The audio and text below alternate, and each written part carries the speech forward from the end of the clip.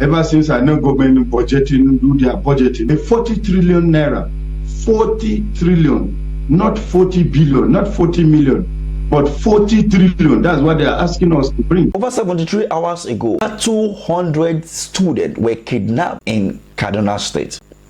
24 hours later, we learned that 16 persons were kidnapped from Gonigora in Kaduna State again. The insecurity in Nigeria may never come to an end. And why do I say so? Watch this. Especially as it concerns security. That is Kashim Shettima. Kashim Shettima, we should not forget Kabiru Sokoto. Kabiru Sokoto was one of the most wanted terrorists, and he was found and arrested in his house. Let us understand and let us not forget, this terrorism, this banditry, this carnage is not just happening by mistake. It's a multi-billion-dollar industry. A multi-billion-dollar industry because it takes a lot of money on defense budget. It has a lot to do with the sale of drugs. It has a lot to do with mining and illegal bunkering and illegal and illicit. And look at the areas that are generally affected by this. Take the Northeast, for instance. Because it has now become a business, the government is not serious about ending this insecurity. Each time they talk about fighting those bandits, Boko Haram and herdsmen, they keep on saying we will use a non-kinetic method to end the insecurity. But back to back, we continue seeing kidnapping, ransoms being paid, and we see people, homes being invaded and people being killed, and the government continue to say we use non-kinetic. How do you do that? By doing that, it means that you are either part of the insecurity or there is something that we don't really understand. The kidnapping of the 200 girls in Kaduna State have not even come to an end before we had over 16 persons being kidnapped in Gonigora. As you're coming from Abuja, one of the first community you entered before going into Kaduna town is gonigora. But that place has been ravaged now by banditry activities. I've once stayed in gonigora in Kaduna before because I served in Kaduna for some time. But because of insecurity, I relocated because I couldn't bear the level of insecurity to the little time that I spent after camp. That necessitated me to leave Kaduna immediately. The bandits are now demanding for 40 trillion naira, 50 SUV Hilux, 150 brand new motorbike. Are they about to form a country of their own? Even the Nigerian government cannot afford that 27 trillion naira for their own budget for 2024. So where are they going to get this 40 trillion from? But before some people will say I'm lying, here is a video. I don't even think federal government has this money because ever since I know government budgeting, do their budgeting, I've never heard them budgeting a 40 trillion naira. 40 trillion, not 40 billion, not 40 million, but 40 trillion. That's what they are asking us to bring. Well, even if you sell the whole of Angola, how are we to raise this money? Even federal government. Now that you know that this money has been demanded, these people to be released, I think it's now obvious for everyone to know that these people mean business. And it is high time the president and the federal government hits the ground rolling by declaring a full-blown war against insecurity in Nigeria. But before I go for that, one of the PDP chieftain who catapulted himself to APC have this to say.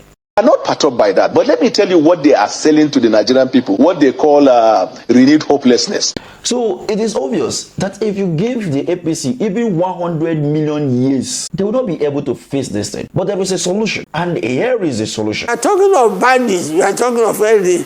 Until you change the constitution, state police, local government police, and make all this responsible to the state. How can you expect to take care of Sokoto from Abuja, Akaribo from Abuja, or want to take care of Abeokuta from Abuja? All these are basic. Until you go back to where Sokoto has found now, as Southwest has found, create local government security. You can't move anywhere. Your family can't go anywhere. That's why we are saying change the constitution now to the acceptable one, where everybody feels satisfied with the constitution. All these bandits that are coming there from the area, if you allow the government to be in charge of the security, You make the governor a chief security officer of the state. That's no control over the police. If he sees anything to do, the police want to take instruction from Abuja. And everybody has been saying so now. I think President Tinubu has the opportunity to leave a name behind.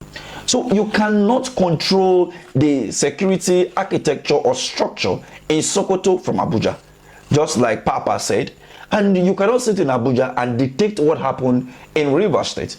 This is the reason why many people are calling for the state police. Allow the state governors to be in charge of the security in their state. They continue to say that they are afraid if they allow the governors to be in charge, they may misuse power. Is the federal government not misusing the power? Allow them. You call them the number one chief security officers in their state and should deal with security issues. But the commissioner of police in those states, the commissioner of police in those states are not responding to the state governors. Take order from Abuja. So let's take this for example. In the last 8 years of governance in Benue State, the Benue State governor, Samuel Otom, always complained about the issues of Fulani herdsmen. At so many times he raised this question that he is not in charge of the security in his state, of which Malam Derisri Erofile of Kaduna State as of that time continue to say you are the number one chief security of your state. Deal with it. But between 2019 and 2023, oh God, Kaduna became the headquarters of banditry, and he, Erofile, was the governor of the state. Many people at many point in time point accusing finger to the governor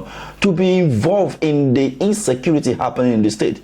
If not, he will not be mute while his people are being killed and being kidnapped here and there. In as much as that remains as an allegation that has not been proven by anyone, let's not forget that it is the responsibility of the state governors and the president to provide security, protect lives and property, and that was the oath they sworn to.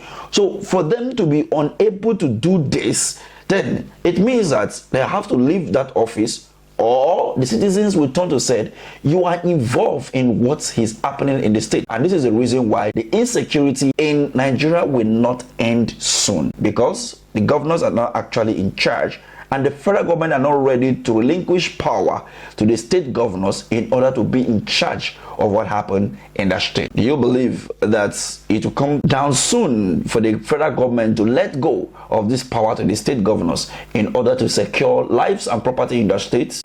The comment section is yours. Thank you for watching.